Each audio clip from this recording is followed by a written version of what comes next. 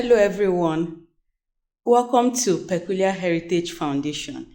This is a non for profit organization saddled with the responsibility of raising highly effective and accountable leaders who go about to change their social, economic, and environmental climate of their nation and their world. So, this summer holiday, we have organized a youth summer program which we titled a 4 Saturday Youth Program for youths within the ages of 13 to 16, and a professional elocutionist who spoke to us about public speaking and speaking right. And we learned a lot of things. We learned that we can actually speak English the way the English speak it, and we shouldn't be shy about changing how we speak. Okay, that all the singular ingredients we need in speaking right is courage.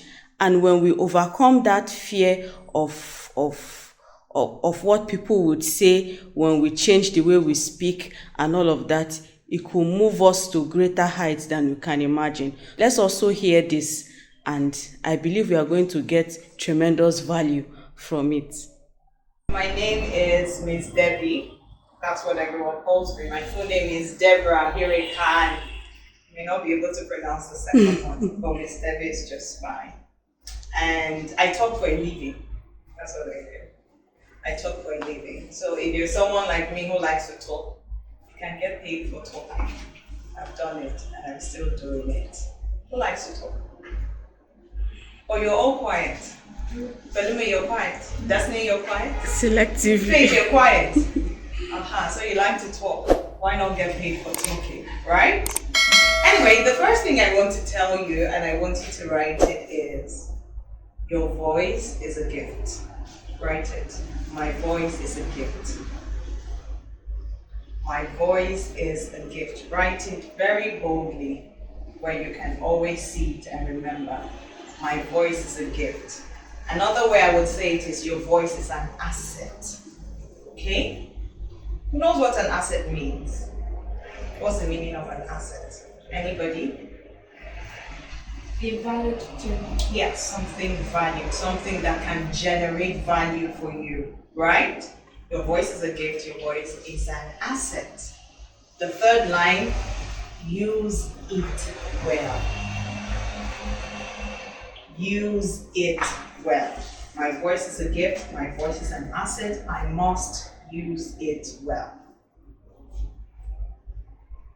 Great. That's where we're going to start from. Now, Faith, tell me, if someone gives you a gift, or you give someone a gift, for example, you have this pair of shoes you want, and you just felt, I should give my friend this pair of shoes, she doesn't have shoes. And you give your friend a pair of shoes. And one day you're walking, look at me, and your friend, how would you feel? Shoes you bought with your money, how would you feel? You feel a bit bad, right? Why? But it's no longer your shoe. So why are you feeling bad? Why would you feel bad? Why would you feel bad?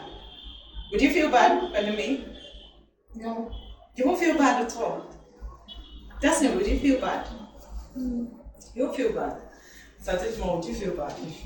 Why would you feel bad? Because a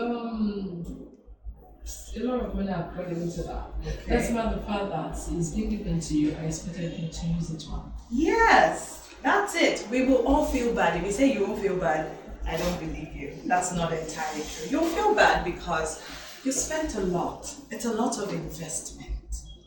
Even though you give it out, you want to see the person you give it to appreciate it and take good care of it. So is our voice. God has given us a gift and He expects us to use it. Right? But many of us don't engage the gift of our voice. We don't know how much our voice is worth. When I say your voice is an asset, I mean it in every sense of the word. Do you know that there are people in the world today who are millionaires simply because they talk? Who believes me? You don't? Belumi, you're not sure. Should I prove it to you? Okay, just listen.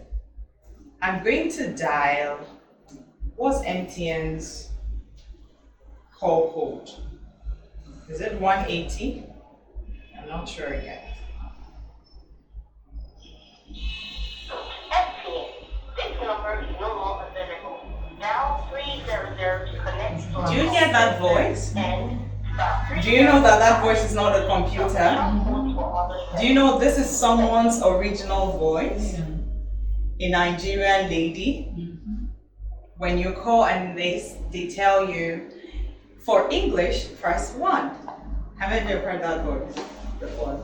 Belumi, have you heard it before? Yes. Oh, if you for data services, press 2. Have you heard that voice before? Someone recorded that for MTN, and MTN is paying her a lot of money. For every time you call and you hear that voice, someone's bank account is receiving money. Do you know her face? Do you know her name? Have you ever heard about her? No. But she's used her voice to do what? To make money. And she's really enjoying her life. And she's not the only one. Have you ever heard an advert or watched an advertisement where someone says, give me one advert where there's a voiceover? Maybe they say they're advertising for Precious Heritage Foundation. Precious Heritage Foundation, a place where blah blah blah, we're going to learn this, we're advertising ourselves. Have you ever heard adverts like that? Yes. Do you know that those people who are talking, even on the radio, you can't see their faces? Do you know that they're collecting money for every time they do those things? Do you know? So people are definitely millionaires for using only their voice. We don't even need to see your face. Some of them, when they recorded those things, they were wearing their pajamas. Some of them were in their nightgowns. Some of them had not brushed their teeth. They didn't go to any office. And yet they recorded it, sent it in, and their bank account is receiving what? Alert, alert, alert. Your voice is an asset. But it's not just for making money, okay? Making money, we all want to make money, right? Right? Yes. Or you don't want to make money? Let me just walk away. I know I'm talking to the wrong set of people. We all want to make money, right? Yes. But money is not everything. Your voice is an asset. It means that your voice has enough to give value to the lives of people as well. Okay? How many of you feel that you can change the world? If you truly feel that you can change the world. If you feel that, well, I can do a little bit, maybe not so much, I can try my best. You feel that you can try your best, but you're not so sure, right? But let me tell you, any one of you can change the world. Anyone. And you can do it with as little as your voice. You don't need to do so much. How many of you have ever heard of a man called Adolf Hitler before? Adolf Hitler. Have you ever heard of him? Okay. So maybe go read about him. He was a German soldier, leader. And this man woke up one day and started to tell everyone in Germany, look, some people have come to our land to invade our land. They're taking all our resources. They're making us poorer. And guess who he was talking about? The Jewish people from Israel. And he just started fabricating lies and telling it to the German people. And started to tell them, if we don't kill these people, if we don't eradicate them, they're going to overthrow us. And it was all lies. And all of a sudden, guess what? The Germans stood up and started to kill every Jew they could catch. Just like that. And in history, it goes down as one of the world wars fought. How did this man achieve it? With his voice. He just started telling people, and convincing them. And they changed world history. They really did. In a negative way though. So your voice is an asset. You can choose to use it for good, or you can choose to use it for bad. Let's establish that. Do we all agree? Yes. Do we agree? Yes. Great. Now let's move forward. Many people, on the other hand, are scared of using their voice in any way. And that's what Ms. Adisa was saying. When you tell some people, tomorrow you're going to do a presentation, hey! Oh, or go and present for us. Go and recite this. You see someone literally shaking. Why? How many of us are like that? Who is like that? Destiny. Good. I used to be like that, but I want to know if we had the same problem. So Destiny, tell me, why are you scared when you're called to speak in front of people?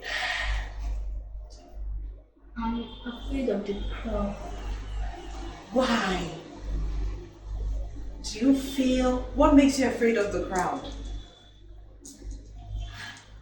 Fear. Fear. Okay, what kind of fear? Fear that they'll bite me? Fear that they'll laugh at me? Fear that they'll think I'm not good enough? What's the fear? Fear that they will laugh at me. Fear that they'll laugh at you. But have you ever spoken in front of a crowd, even when you're afraid? You've never. You just believe that the day they call me to go and stand there, people will laugh at me, right? Okay. Any other person has that fear of speaking? But you don't have a fear of speaking in front of people. Yes. Are you sure? Yes. How about you, Faye? Miss Adejumo, you look like someone who speaks for a living. Do you have any fear? You're a teacher. Yeah. Okay. Now this is it. Everyone gets nervous when they're asked to speak in front of people. You may not be nervous in front of a crowd you're used to. So, Pelumi, of course, if you stand in front of your school, you know everybody, you know all the teachers in your church. But the moment I take you to, let's say, UI, where they're university students, and we ask you to come and say something, you would realize that you're scared of crowds. Now you're nodding your head, right? Or we bring you to where pastors are having a retreat, pastors from different churches, and we say, okay, come and present something on behalf of the teenagers. True or false?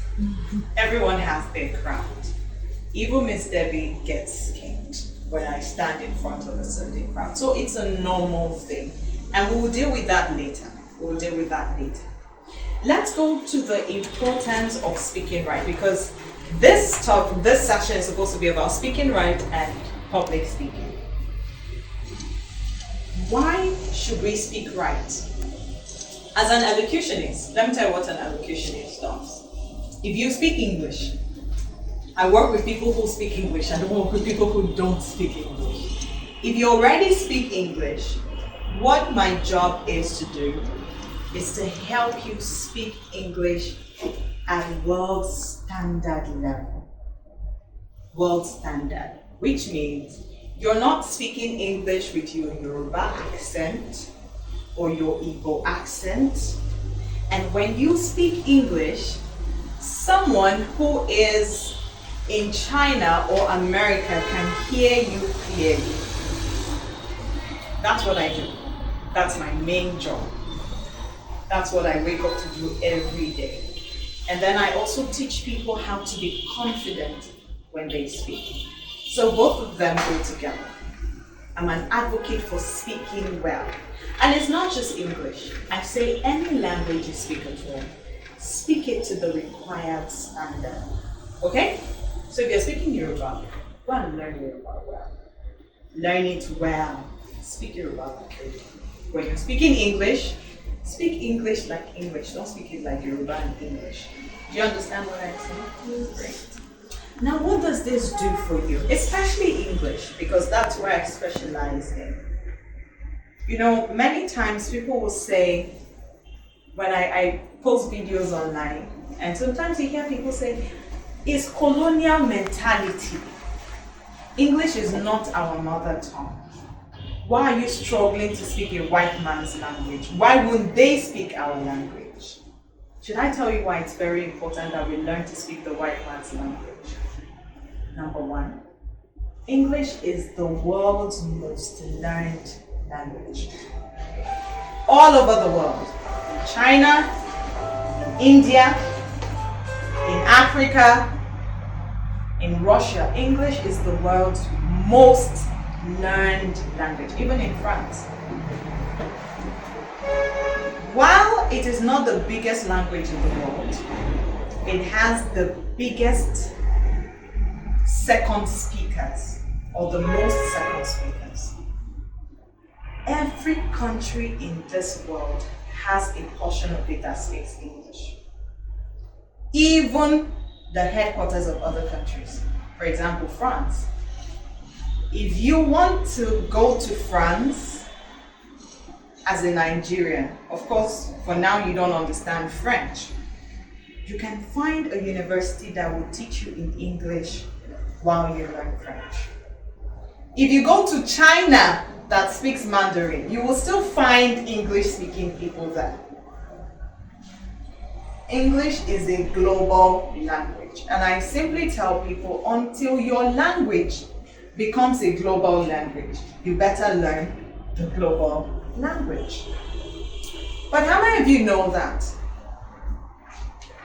in this world there is what we call bias? Do you know the meaning of bias?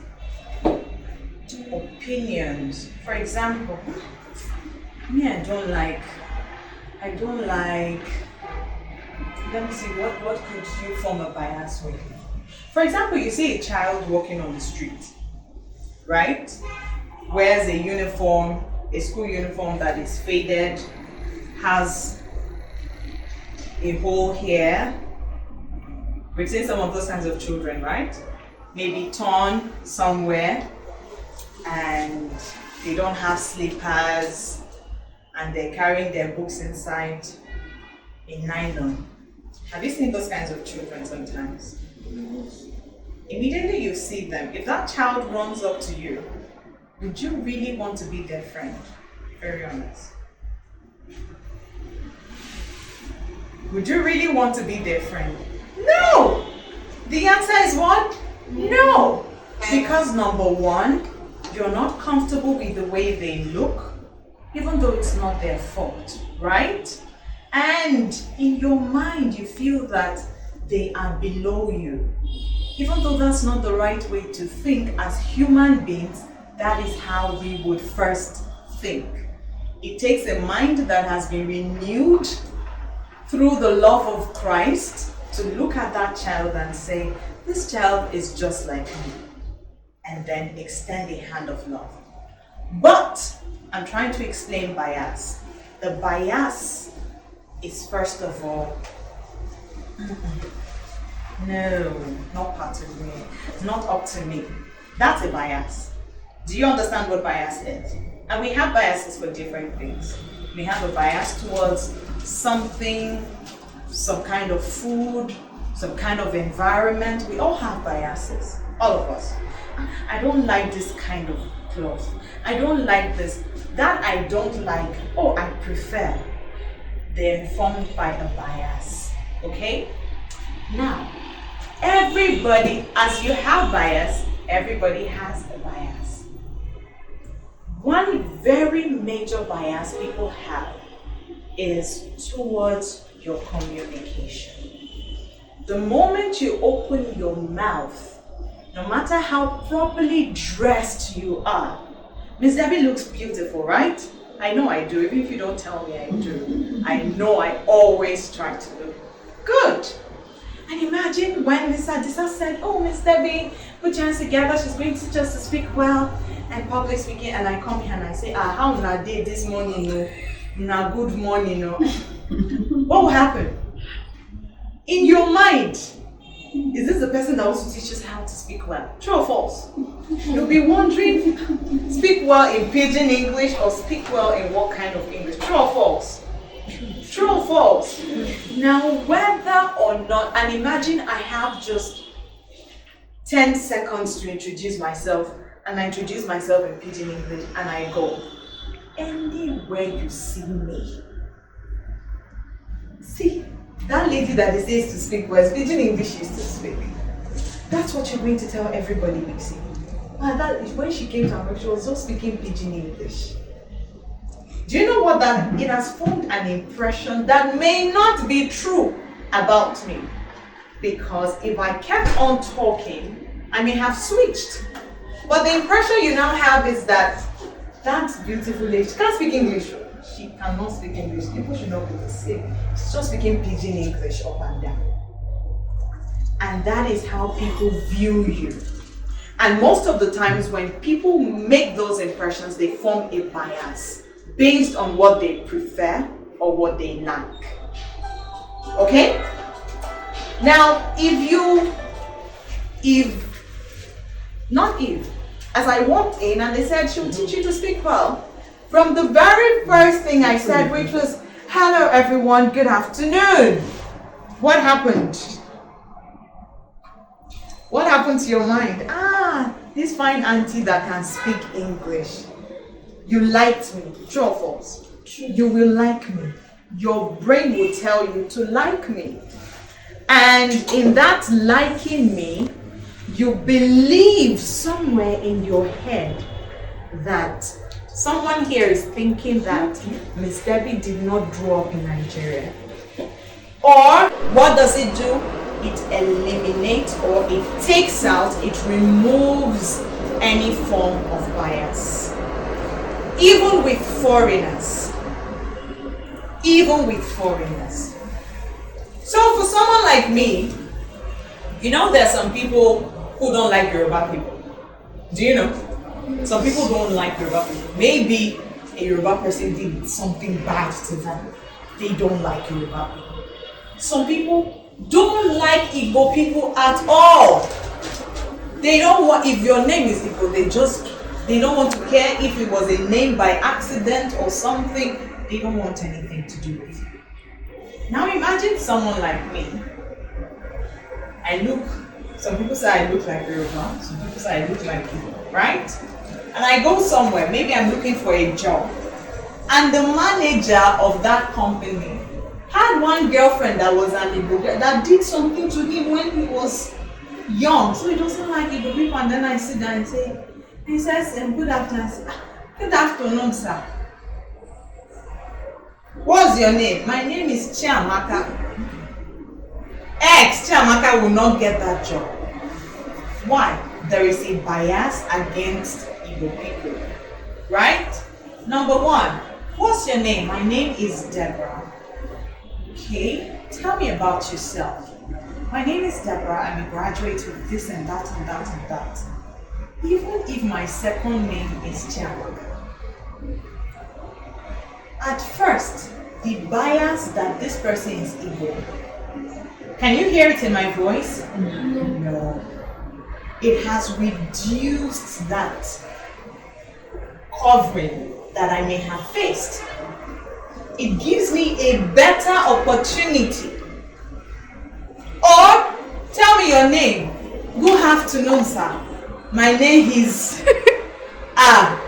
Yoruba. These Yoruba people, they are not good.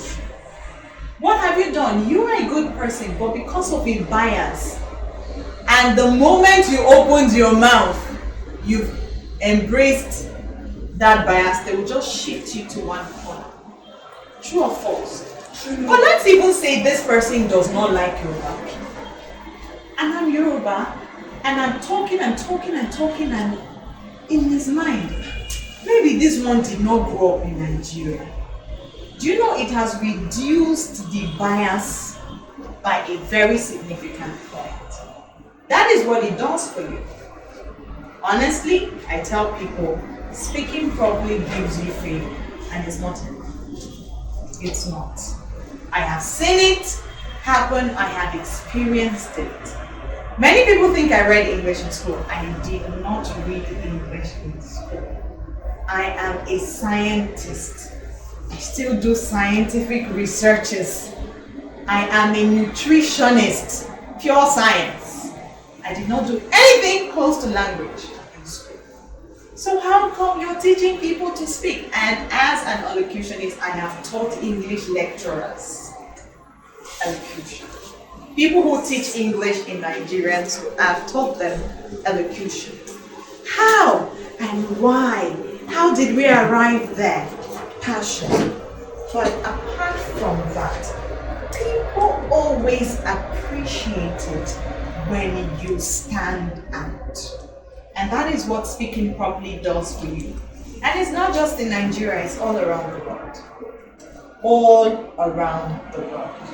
I'm currently working with some children in the UK. If anybody should speak good English, it's people where? In the UK, right? But I am here in Nigeria and I am teaching people in the UK how to sound proper, because it's not just about, I know how to speak English. No. There is a way it should sound. And that way, regardless of what accent you have, what part of the world you come from, you must meet that standard. When we hear it, we know it, and we appreciate it. And so I was telling you how much I've enjoyed faith. I have gained some things that would require me begging and writing and soliciting and taking letters up and down, simply because of how I spoke. So a few months ago, at my pastor's birthday, she was launching a book, and I did a book review. And in this her birthday, my pastors have a lot of pastor friends. Mention all the big churches in Ibadan. They're connected. Some even came from Lagos. And the MC has been doing everything. And when I came to do the book review, I could see that people who were eating, you know, at parties when people are eating and you're talking, you're just wasting your time. And everyone stopped and they were looking, because when I talk, I look at people. I try to observe the room. And they were looking at me and paying attention. And at the end of the day, I got a good clap when I went back. The guest speaker from Lagos, Nia Desoya, some of you would know him. Have you heard of Nia Desoya? Should check, it's one of Nigeria's thought leaders. Asked someone to tap me. And went and said, that was good. Like, well done. And then there are two pastors. They are Alade Summit. Do you know them? Global Harvest Church. And at the end of the ceremony, they were taking pictures. And two of them came close to me and said, the way we're speaking, we are your fans, we're your fans. And I was laughing because they said it in a funny way. We are your fans. These are people ordinarily, whom before you have access to, it will take some time. That's the truth. And they said, do you do this? I was wishing you have a spot. I said, well, I train people. Okay, can we give you a card? These are people who would not offer you their card because they're trying to avoid disturbances. They're pastors. People are always calling them. And they were giving me their cards. Please send us a message. And I said, well, I follow you on Instagram. I, great. What's that? What did I do? I stood at. How? It wasn't my dressing. It was my speaking. Now they just believe that I am somebody they can associate with. They start to have ideas. We can bring her in. We can integrate her into something. Please come in. We can integrate her. We can use her. We can train. What is that? Opportunities. Even without me asking, opportunities are building up. That's what led me here today. Same opportunities that brought me here. Miss Adisa looked and said, oh, this lady can help us. Did I ask you for it? I hardly asked for many of the opportunities I had. People watch and people are impressed. They form an opinion, which may be true or not. Most times, thank God I proved them right. And they give me opportunities that people may beg for. And I remember Mr. Adisa said, so how much is it going to cost us? I did not come to ask for it, yet she created the opportunity and wants to pay me. Why? Why? Because I learned and I am practicing speaking well. That's it. That's just it. It's that simple. It's that simple. And I tell people, if I can do it, anybody can. For your information, I have never traveled outside Nigeria. Never. I have tried, but they did not allow me to. Don't worry. Listen, go. I will go, definitely. I am a global citizen. I just believe that it wasn't time for me, right? I've never really traveled. So it's not a function of, oh, maybe she traveled. And yes, I did not go to international schools. I went to a normal nursery and primary school. Well, I would say my teachers tried because they didn't use language to teach me English. They taught me English in English. I went to a secondary school, a staff school. Like many other people. I went to university here in Nigeria. I just decided, I made a decision. I chose to learn something and to keep using it. Now the learning part is not the problem. The using part is the problem. That is where a lot of people never make it out. That you have been brought here to learn different things is good. But at the end of the day, if you don't use your knowledge here, do you know who has lost out? You. Because I have only come here to share with you the little from the much that I know. And it hasn't taken anything from me. If you would step up, you would use the knowledge you have gained. But you see, it starts with a decision and courage to maintain your decision. There's a lot of training that goes into speaking well. A whole lot. I will not lie to you. So it's not something you will learn in 2-3 seconds or minutes and you'll be happy with yourself. There's a whole lot that goes into it. Topic by topic, principle by principle to learn it, right? But there's one thing I will tell you. You need courage. Anyone who takes an elocution course with you, that's the first thing I tell them. You need courage. Courage to say, I want to do it. That you're about to take a course with me tells me that you've made a decision. But now you need courage to sustain it, because when you go home, and if you're a wife, and you tell your husband, good morning, my dear. Even if your husband is the most supportive, the first thing you do is, everything's okay. Are we okay in this house? What was happening? I said, no, I've just decided to start to speak properly. Yeah? Okay. By the time you do it till evening, you say, Madam, I beg. Please don't kill me in this house. True or false? True. Well, True. all of you that are not married, you, the children, let me tell you how it will happen. You have a friend, Belumi, you have a friend that is not here. You have a brother or sister, okay. Imagine you stand up, you finish eating, and you say, oh, thank you, mommy. Where are you going? I'm going to the kitchen. It's your brother or sister that like, did you hit your head? Is everything okay with you? True or false? Yeah. Destiny, true or false? Faith, true or false? And they will start to laugh. That's the first reaction. Surprise, then humor. Like, she, you're alright. Hey, you to come and help us to see something. Even when they pay for the course with their money. I've seen husbands and the husbands will tell me, the wife will say, my husband is tired. She said I should keep quiet. I should not talk to him again. Why? Because normally human beings are not used to abrupt change. I've known you for 10 years. You don't want to start speaking Oyibo. How now? So what we now want to do is, when you need to speak Oyibo, speak Oyibo. When you come to us that are not speaking Oyibo, please drop it. And you see the problem with that, it never works. It looks like a very intelligent strategy to solve the problem, but it will never work as a learner. It's like saying, I'm learning to sew. I will only sew when I go to the shop.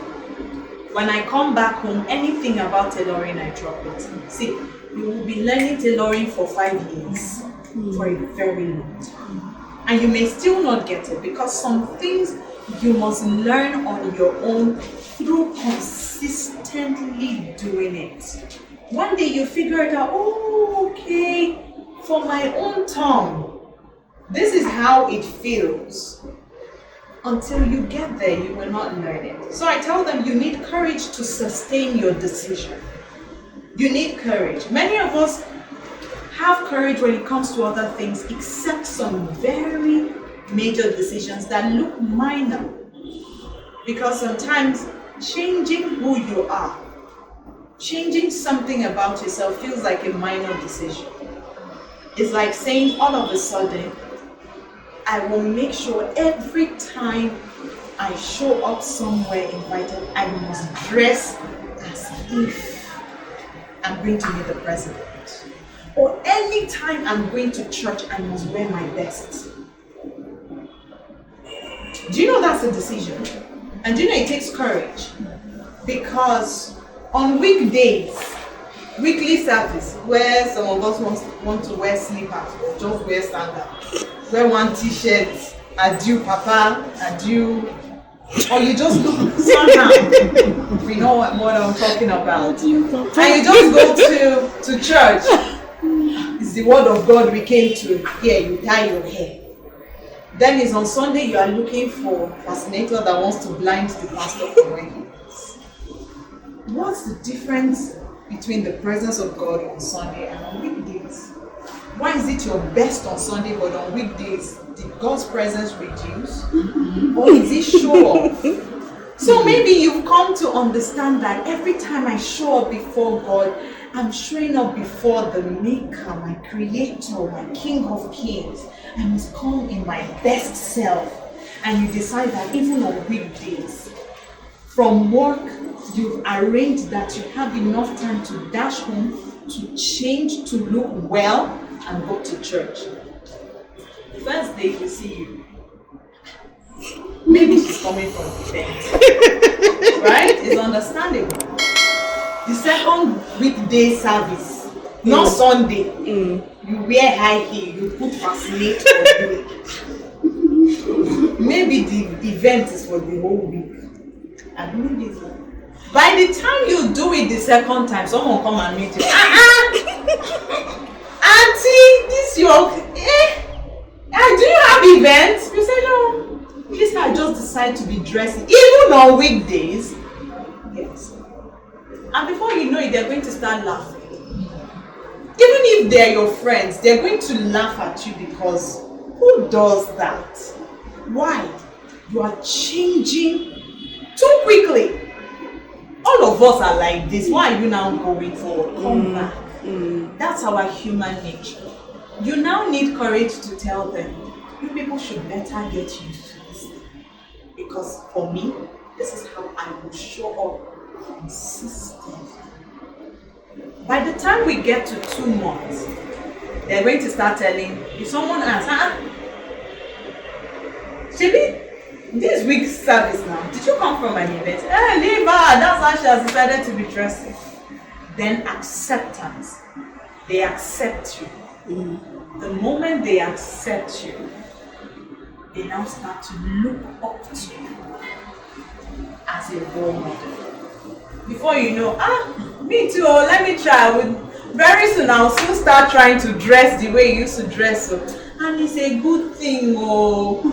The same person who first told you, are you okay? Are you alright? But to get from that initial stage to the stage where you become an inspiration, you need what? Courage. You need what? Courage. You need courage. And the courage is not the day that my friend that used to laugh most at me is coming to church, I will turn him down.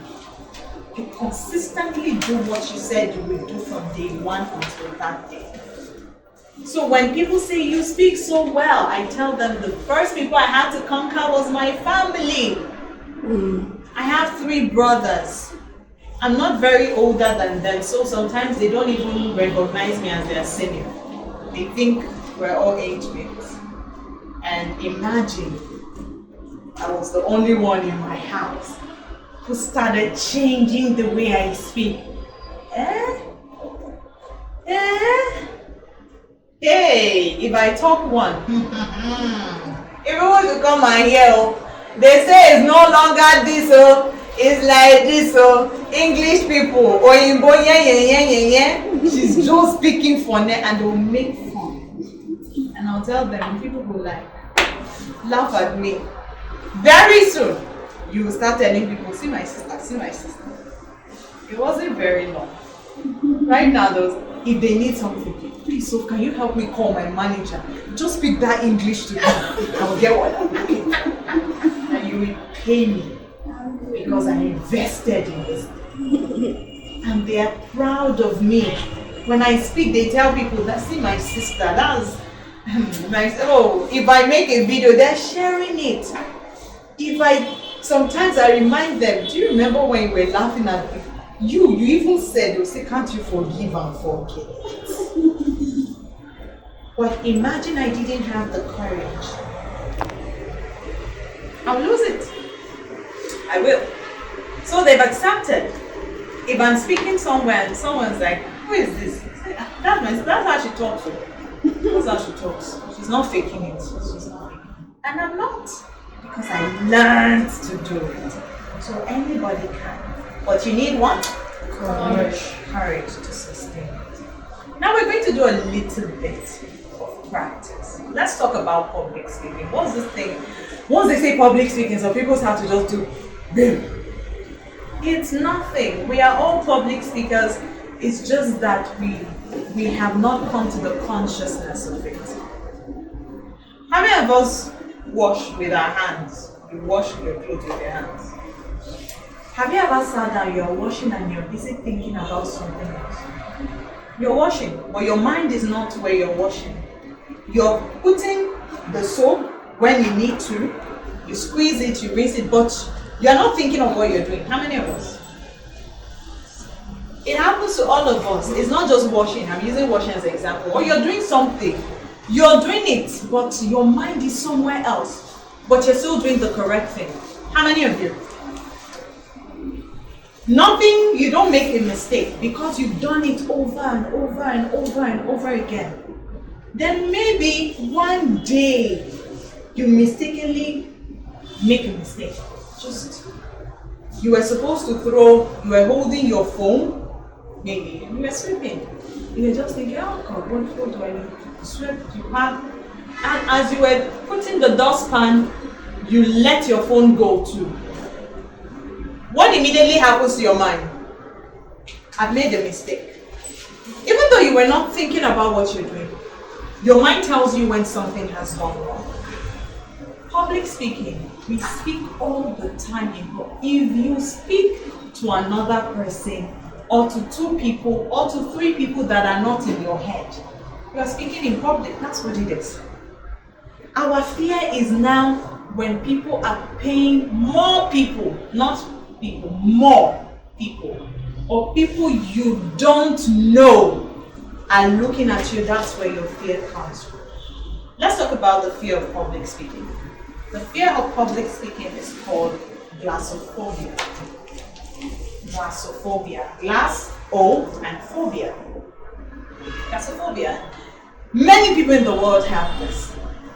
But you see, it's a fear that has no basis. Why do you fear public speaking? Number one, you may think your fear may be that you will not do well, right? I don't know enough to do well. That's what causes the fear number one. Fear of not doing well. I may not be good enough to speak on this topic, or I don't know enough to speak on this topic. Now we're going to demystify it together. Is this a real fear or an imaginary fear? Is it real? If you think it's real. We have imaginary fears. Imaginary fears. What if a spaceship should now fall on this house now? Is it a real fear? It's an imaginary fear. But do you believe that some people walk around with imaginary fears? Things that cannot happen. Do you know some people move around imaginary fear? I know that as a child I used to have some crazy imaginary fears. One of it, maybe from the movies I used to watch, all those cartoons with space. I feel like, what if I'm sitting down, then one missile starts to come? As a child, I thought very crazy things. Nonsense imaginary fear, and I believed it. I did. So if I hear a sound that is loud, or it feels like that thing I'm thinking about, and it's a lie, right? It's a lie. So we have real fear, we have imaginary fear. If I am afraid that I don't know enough to speak about the topic, is it a real fear or an imaginary fear? Tell me what you think. What do you think, real or imaginary fear? Imaginary. Real or imaginary? Real or imaginary fear? Real. Real. Real. Real. Imaginary. Real. So, if you said imaginary, you're correct, because really, it may not be. If you know about what you're speaking, but your mind is telling you you don't know enough, it's not a real fear. You're just imagining it. For example, what is your favorite food? Can you boil rice? You cannot boil rice at all. What can you cook? I can cook rice. You can cook rice and you can boil rice. Boy, rice. If you close your eye, can you boil rice? If we say close your eye, look at the rice, look at the water. Do you know the amount of water you need to put in rice to cook? And many times as speakers we forget what it feels like to be in the audience. We truly forget. So how many of you have ever really laughed at someone speaking? You only laughed because they were doing something that warranted you to laugh. But when someone comes and they're really trying their best, your first reaction is not to laugh.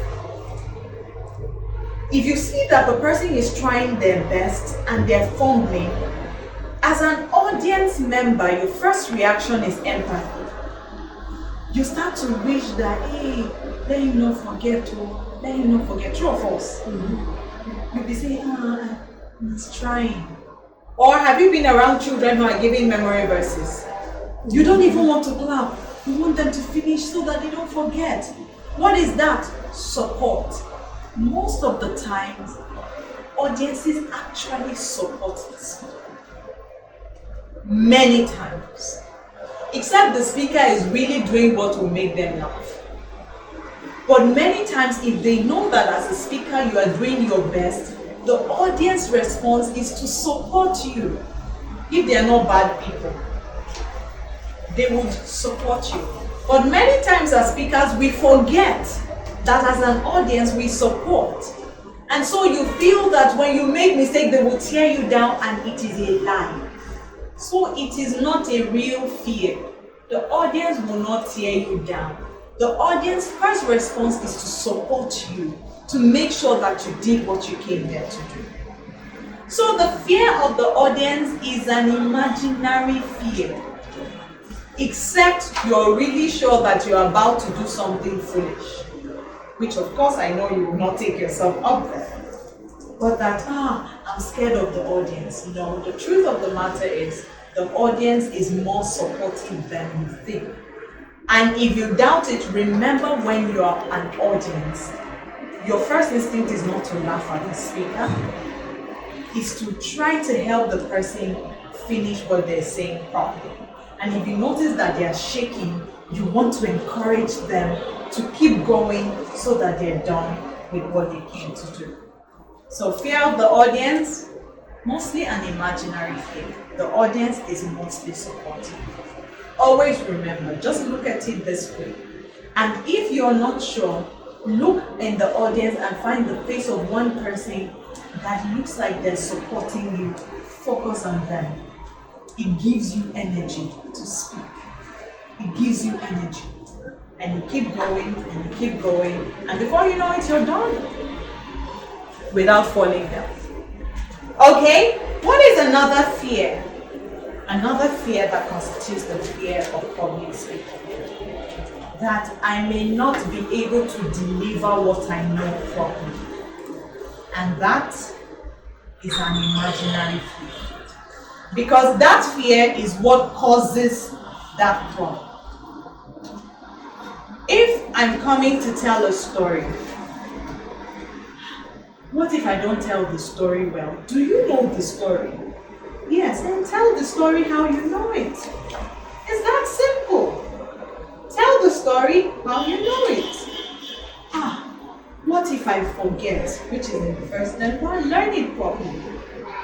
And if you forget, the part you forget, leave it out. Don't try to solve the problem. Do you understand? For example, they said I should recite Psalm 23. The Lord is my shepherd, I shall not want. He makes me lie down in green pastures. He leads me beside still waters. He restores my soul. He leads me in paths of righteousness for his name's sake. Let's say when I was reciting, I forget he leads me in paths of righteousness for his name's sake. The Lord is my shepherd, I shall not want. He makes me lie down in green pastures. He leads me beside still waters. He restores my soul. The next thing should be, he leads me in paths of righteousness for his name's sake, right? I've forgotten. He leads me beside still waters. He restores my soul. He leads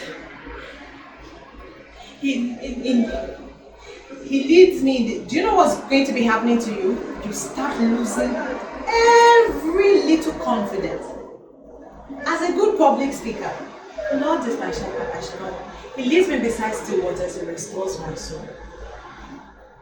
He leads me beside still waters, he restores my soul. Yeah, though I walk through the valley of the shadow of death.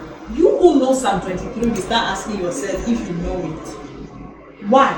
Because the part I have forgotten, I will not go there to cause myself joy. I will throw everything away.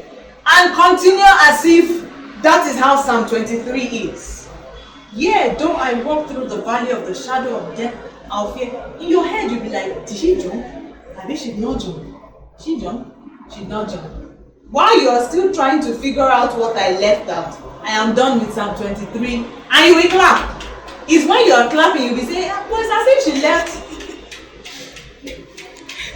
And at the end of the day, I'm gone. I had a lecturer when I was doing my master's program in UI. Dr. Sanusi, now Professor Sanusi will say, when I ask you a question, even if you want to lie with confidence. We will not be able to tell if you are lying or not. You know how sometimes you don't know the answer.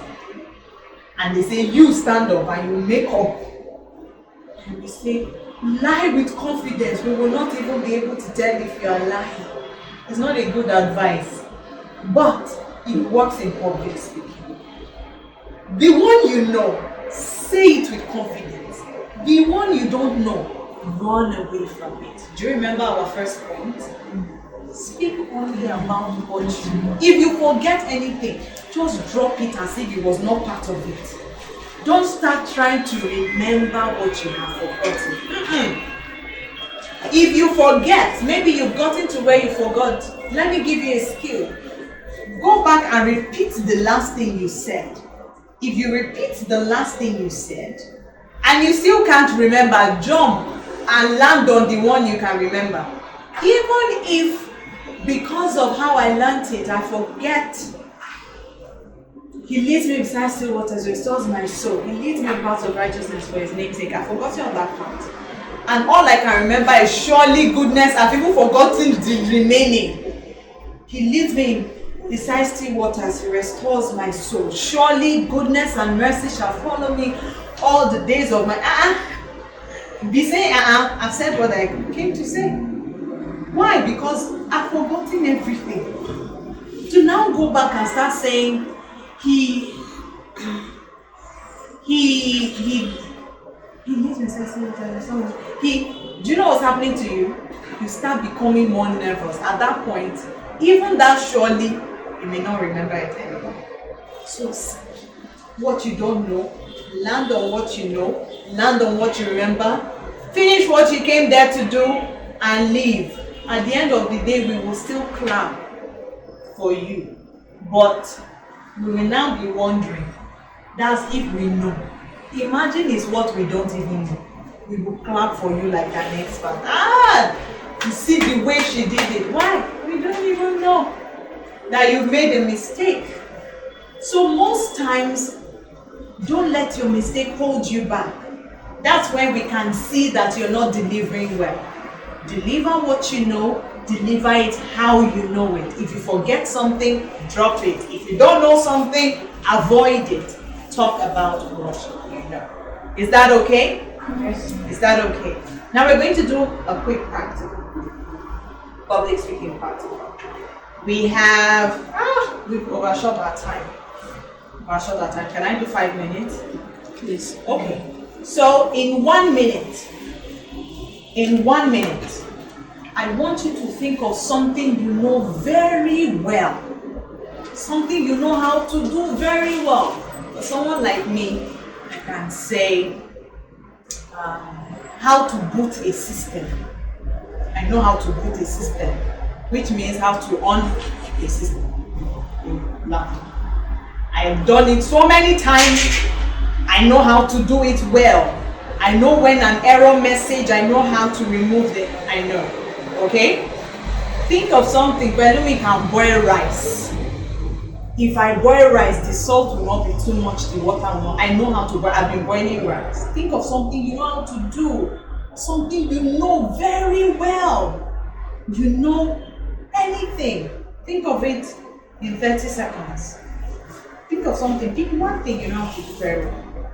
I know how to tie game. I know something you know how to do very well.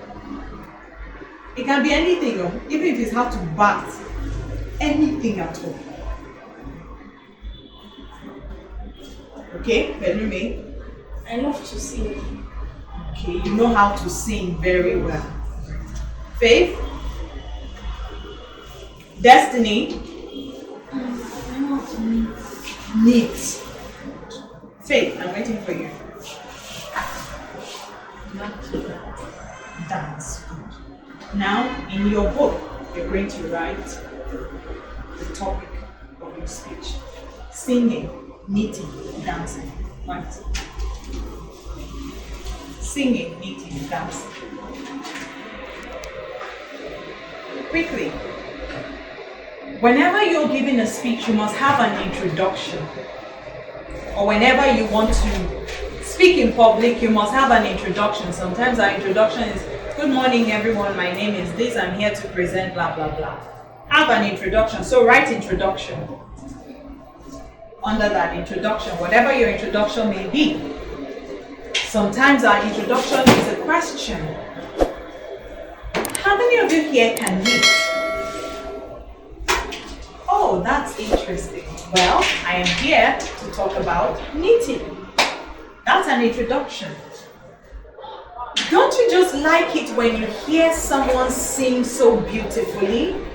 That's a question and it is an introduction. Okay? So, an introduction could also be statistics, like we said. Do you know that 1 million people in the world wear knitted clothes? That's not a real statistic, don't worry. I'm just giving you an example. Or sometimes a story. I'm here to tell you a story. As a little girl, one day I was walking from school when I saw this old woman on a machine with lots and lots of thread. I stood looking at her and wondering what she was doing. And before I knew it, she had this beautiful sweater. That was the day I learned how to knit, or I started to learn how to knit. A story. You can start anyway. So, choose your introduction. You can write your introduction, start, story, start, question. Everyone, write what your introduction for your topic will be.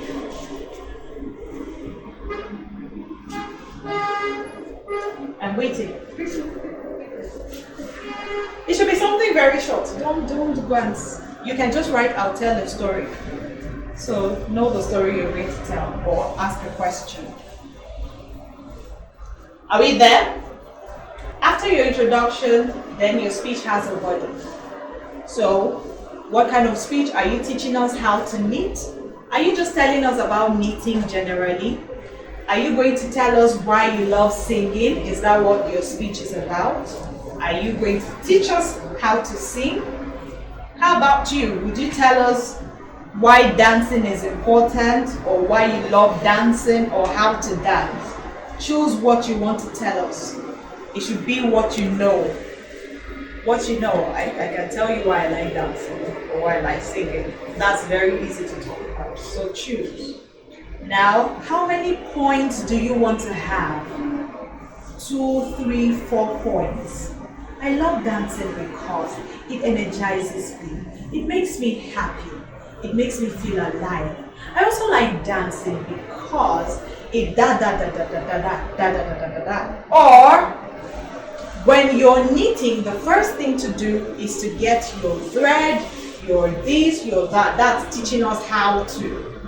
Then so get your points. It has to be a process, okay?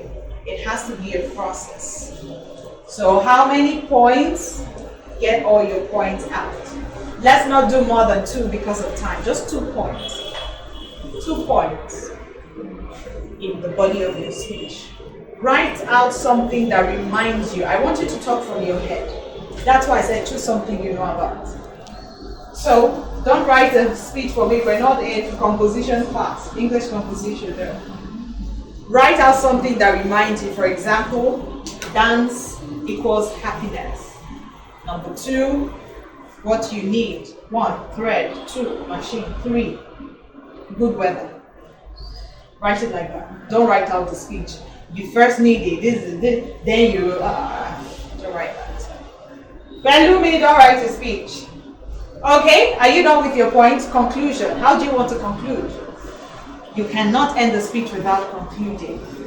So, for example, I'm talking about why I love to dance. I love to dance, blah, blah, blah, blah, blah. It makes me happy. It keeps me fit, and this and that. So, these are the reasons why I like to dance, and I believe that dance is a gift from God, and I encourage you to dance as often as you can because it is beneficial to your health. Thank you. That is a conclusion for why I love to dance. Or teaching you how to sing. In conclusion, being a great singer is not just about opening your mouth and bringing out your voice. You have to learn about music. You have to be able to hear what you're singing, and at the end of the day, put that together and produce a good melody so that you're not just making noise. Thank you. Did you see what I did there? Your speech must come to a close so that people who are listening know that you have ended what you're saying. You don't just leave us at sea. Are we done? Time to present. We're all going to present one after the other. We're not biting anyone. Kill the fear of public speaking. Start small. Go. Destiny, you're ready. Come forward and present your speech. Okay? We can hear you. Go for it. My name is Destiny. I'm here to talk about it. I'm here to tell you why I love it. Okay, Destiny, do something for me. Let's go. Try this. Look above everybody's heads. From From her all the way to me. Okay? Let's go. My name is Destiny. I'm here to talk about meeting. With your voice, speak louder. My name is Destiny. I'm here to talk about Look up. I'm here to talk about knitting. The reason why I love knitting is because it makes me busy.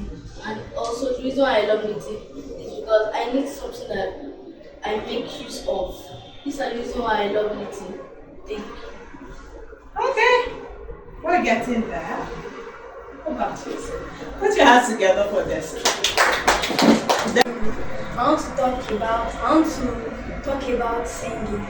I love singing because when I see people praising Lord, my head is always like I always happy. So I have the voice of singing.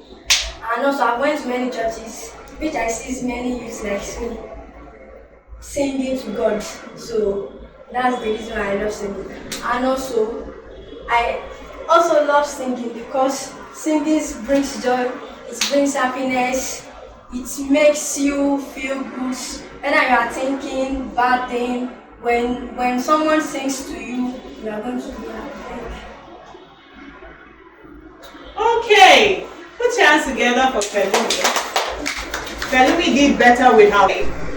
Today, my name is Faith. I want to talk about why I love dancing. Why I love dancing is because it makes me feel happy. And when I'm sad, I dance, and I know it will not allow me to be sad again. And when I'm dancing, It's your own speech. It's what you made in your mind to say. We don't know what you want to say. So anything you say, we'll accept it. Okay?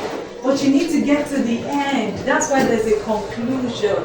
So I say, and that's why anyways, that's why I like dancing. Thank you. Okay? Take a sip. Please your mind. I want to become a good speaker. I want to be a good public speaker. Number 2, courage to sustain your decision. Learn whatever you need to do, gain the knowledge, and courageously keep up with it. And then, number 3, there is nothing to this public speaking. It's just for you to do it with confidence, and I've told you how to gain your confidence. Is that okay? Any questions? Any questions? No questions. Was I that good a teacher? I explained everything. Any question?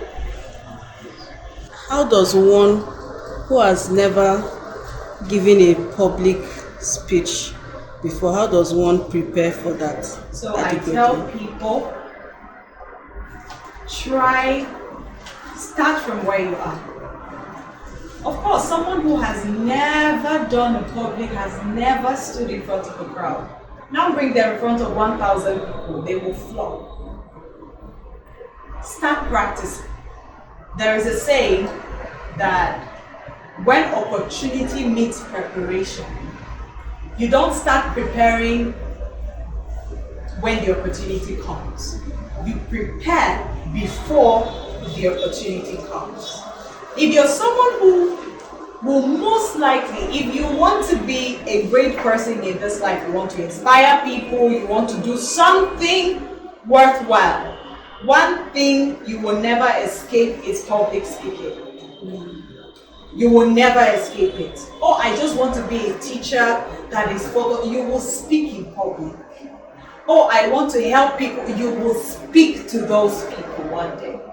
You will never escape it. So you have to start to practice. Practice in the sense that when you're here, we need someone to pray. Stand up and pray. Volunteer to do things where there are people. Volunteer to speak.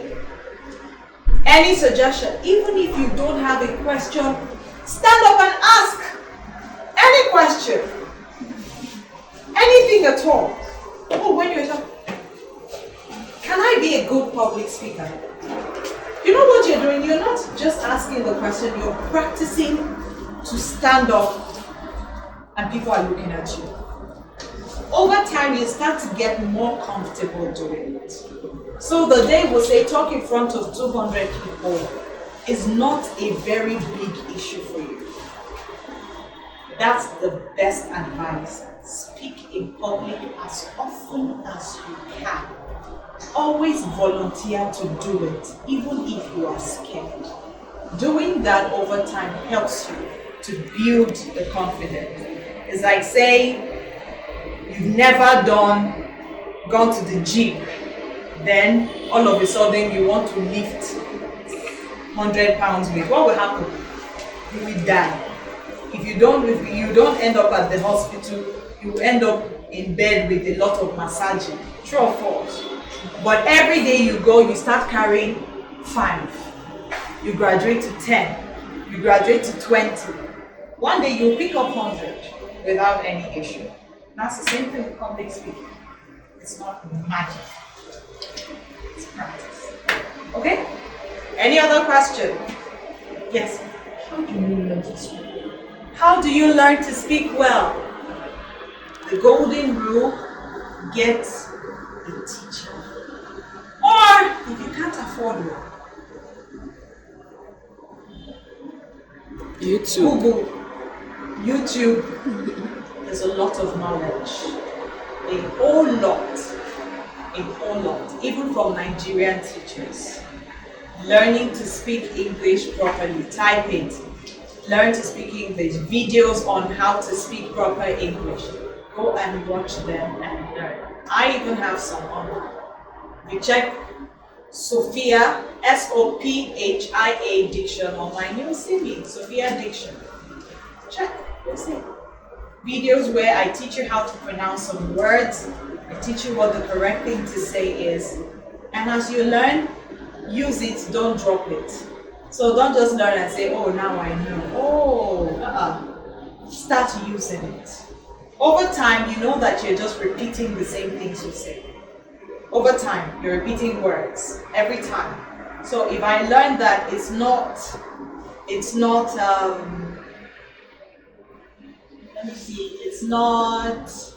omnipresent, it's omnipresent. God is not omnipresent, God is omnipresent.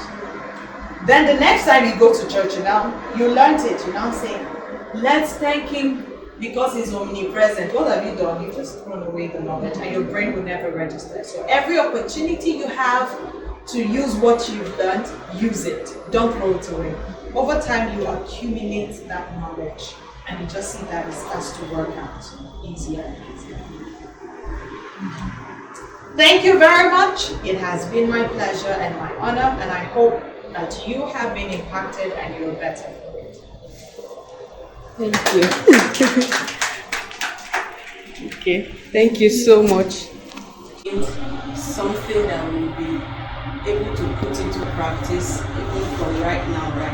Right now, I'm already putting into practice what I've learned. I wasn't talking like this when we started this, but I believe I'm a lot better, and especially as I'll be having a speaking engagement on Monday where I'll be talking about healthy eating and lifestyle.